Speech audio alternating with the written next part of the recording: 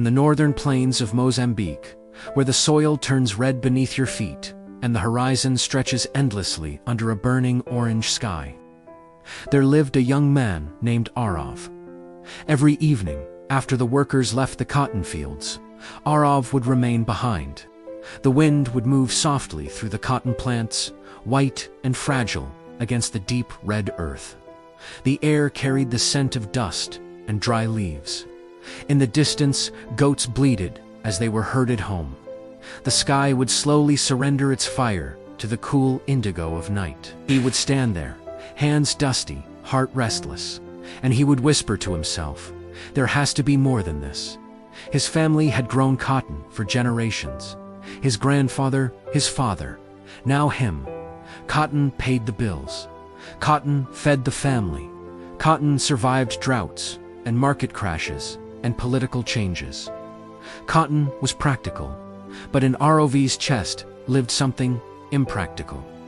A vision. He dreamed of modern irrigation systems, stretching like silver veins across the land. He imagined storage facilities that allowed them to wait for better prices instead of selling in desperation.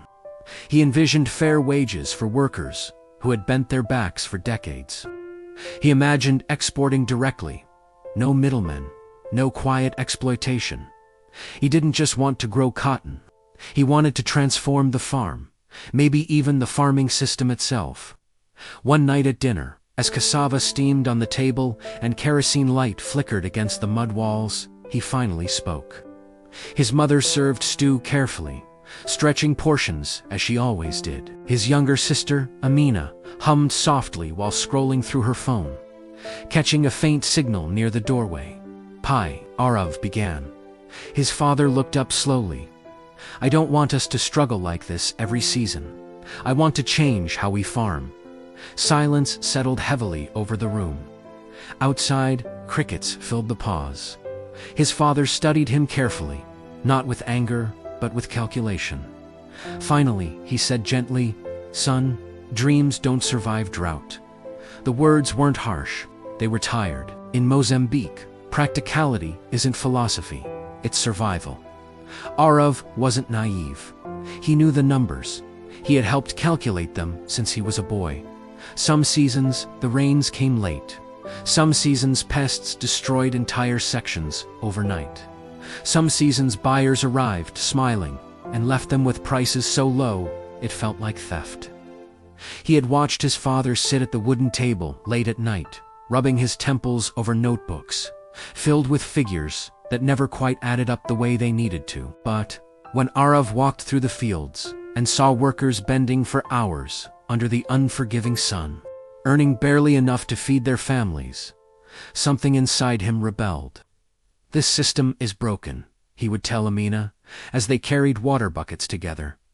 She would laugh and bump his shoulder. "You've been reading too many books again." Maybe he had.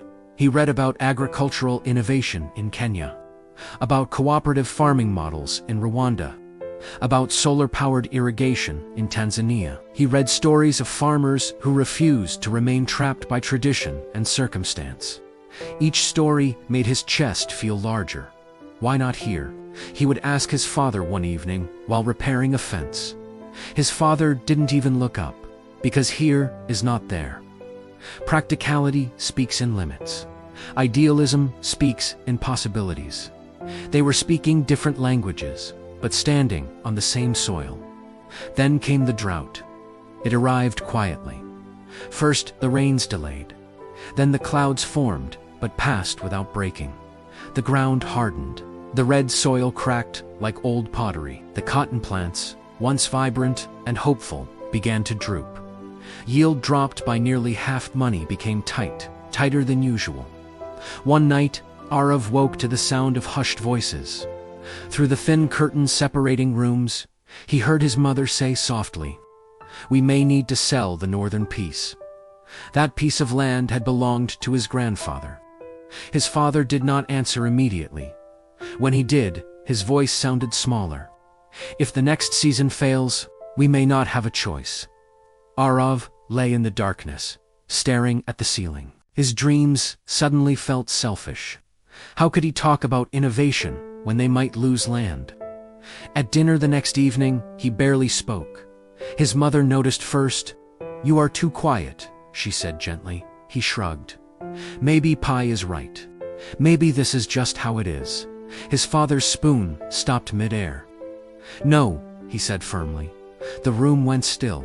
Then he softened. "I am not against your dreams. I am against losing everything chasing them." Aarav looked up for the first time. He saw it clearly. His father was not killing the dream. He was protecting the family. There is a difference. Months later, a large cotton buyer arrived in the village. His truck was polished, his shoes clean. Farmers gathered under a large acacia tree. The buyer announced new prices lower than last season. Murmurs spread, complaints whispered.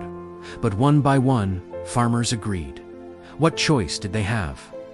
Aarav felt heat rising in his chest.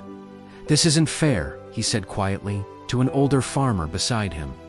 The man adjusted his hat and replied, "Fair doesn't feed children." That night, Aarav walked alone through the cotton fields. The stars over Mozambique are vast and mercilessly beautiful. They stretch across the sky like scattered salt over black stone. The plants shimmered pale in the moonlight. They were beautiful, but beauty does not guarantee justice. He realized something that night. Trying to change everything at once felt impossible, but doing nothing felt unbearable. So instead of asking, "How do I fix the system?" he asked, "What is the smallest thing I can change?" At dinner, a week later, he spoke again. "I have an idea," he said carefully. His father raised an eyebrow, a small one that earned half a smile. 5 farmers, Aarav continued. "We form a cooperative, share transport costs, negotiate together. We may not control the market, but together we have more weight." His father leaned back. "How much will it cost?" "Very little, mostly trust." "What if the others don't commit?" "Then we start with those who do." "What if the buyer refuses?" "Then at least we try." The questions came steadily, not as attacks, as tests. For the first time, Aarav welcomed them. They stayed up late that night, drawing figures in the dust on the table, calculating transport savings, estimating potential negotiation leverage. Mother listened quietly, occasionally adding practical observations. Amina suggested creating simple digital records of sales, using her phone. The idea began to breathe. The cooperative started with 5 farmers. The first negotiation was tense. Their palms sweated, voices trembled slightly. But together, they asked for better pricing. The buyer resisted. They held their ground. Eventually, reluctantly, he agreed to a modest increase. It wasn't dramatic, but it was different. The following season, they invested in a basic irrigation system. Not expensive, but enough to reduce dependence on unpredictable rains. Yield improved. Confidence grew. Other farmers noticed. The cooperative expanded. Amina began exploring digital marketplaces, connecting with regional buyers. Workers received more stable wages. For the first time in years, his father slept without waking repeatedly in the night during dry spells. The land did not change color. The sun did not soften. But something inside the family shifted. Fear loosened its grip. Years later, Aarav stood once more in the fields at sunset. The cotton plants swayed, as they always had. The soil remained red beneath his feet. His father stood beside him, older now, lines deeper across his forehead. "You were stubborn," his father said quietly. Aarav smiled. "You were cautious." His father nodded. "That saved us, and your stubbornness moved us." They stood in silence, watching workers laugh as they packed the final harvest of the season. Aarav finally understood. In Mozambique, you cannot afford to be purely idealistic. But you also cannot afford to stop imagining better. Practicality keeps you alive. Idealism gives you a reason to live. One protects the present. The other builds the future. The strongest people, the ones who transform families, farms, entire communities, are not those who choose between the two. They are the ones who carry vision in one hand and calculation in the other.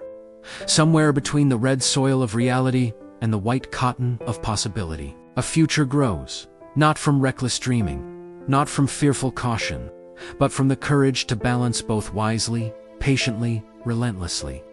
And as the Mozambican sun dipped below the horizon, Aarav no longer whispered, "There has to be more than this," because now there was.